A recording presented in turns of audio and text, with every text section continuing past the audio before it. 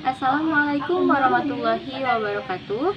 Perkenalkan, nama saya Siti Rohmah Duratul Hikmah dengan NIM 12120202447. Di sini saya akan menjelaskan resu materi tentang konsep dasar landasan hukum pendidikan, mata kuliah landasan pendidikan.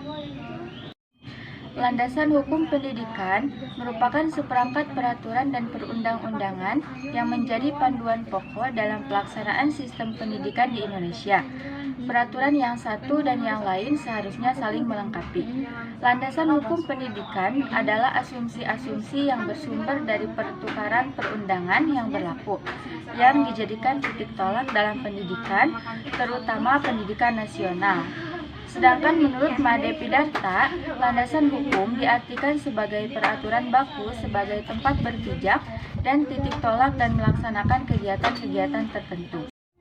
Landasan hukum pendidikan di Indonesia diatur dalam Undang-Undang Dasar Republik Indonesia, diantaranya yaitu Landasan Hukum Undang-Undang Nomor 20 Tahun 2003 tentang Sistem Pendidikan Nasional adalah Pasal 20, Pasal 21, Pasal 28C Ayat 1, Pasal 31, dan Pasal 32 Undang-Undang Dasar Negara Republik Indonesia tahun 1945. Hubungan antara pendidikan dan hukum. Pendidikan sebagai usaha sadar dan terencana menunjukkan bahwa pendidikan adalah sebuah proses yang disengaja dan dipikirkan secara matang. Oleh karena itu, di setiap level manapun, kegiatan pendidikan harus disadari dan direncanakan, baik dalam tataran nasional, regional atau provinsi dan kabupaten kota, institusional atau sekolah, maupun operasional atau proses pembelajaran oleh guru. Di mata Islam, pendidikan menjadi hal yang wajib, di mana manusia harus mempunyai pendidikan. Akan tetapi, yang dimaksud pendidikan dalam agama Islam bukan hanya pada pendidikan formal saja. Lebih luas dari itu, Islam mewajibkan pengikutnya agar untuk belajar dan mencari ilmu dimanapun dan kapanpun. Hal ini menandakan bahwa pentingnya suatu pendidikan bagi manusia sendiri. Sedangkan dasar adanya hukum harus ada adalah sejarah keberadaan manusia itu sendiri. Pasalnya, terbentuknya hukum adalah sebab adanya manusia. Kehidupan manusia menciptakan hukum, di mana hukum itu biasanya berupa norma baik tertulis maupun tidak tertulis. Lalu, ada masalah hukum pendidikan di Indonesia.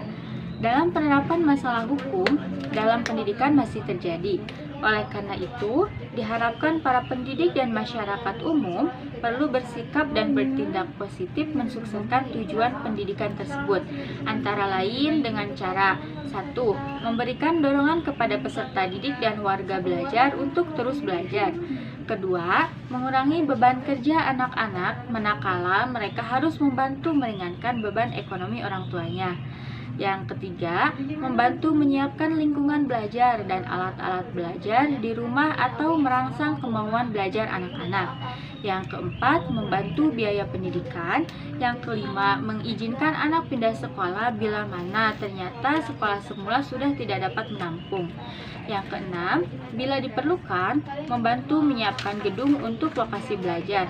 Yang ketujuh, bersedia menjadi narasumber untuk keterampilan-keterampilan tertentu yang banyak dibutuhkan para pendidik dasar tingkat-tingkat akhir. Yang kesembilan, responsif terhadap kegiatan-kegiatan sekolah, terutama yang dilaksanakan di masyarakat. Yang kesepuluh, bersedia menjadi orang tua angkat atau orang tua asuh bagi anak-anak yang sudah tidak memiliki orang tua atau orang tuanya tidak mampu membiayai anak-anaknya. Adapun cara menangani masalah hukum pendidikan di Indonesia, yang pertama, meminimalisir kasus anak yang putus sekolah. Yang kedua, meningkatkan kualitas pendidikan baik dari segi layanan dan memperkerjakan guru profesional. Yang ketiga, memberikan pendalaman ilmu tentang pentingnya pendidikan dan nilai baik lain yang dikembangkan dengan belajar pendidikan Pancasila. Yang keempat, mulai mentaati aturan tentang pendidikan sesuai dengan hukum yang berlaku agar masalah hukum pendidikan di Indonesia segera teratasi. Mungkin hanya itu yang dapat saya sampaikan. Mohon maaf apabila terdapat banyak kesalahan. Wassalamualaikum warahmatullahi wabarakatuh.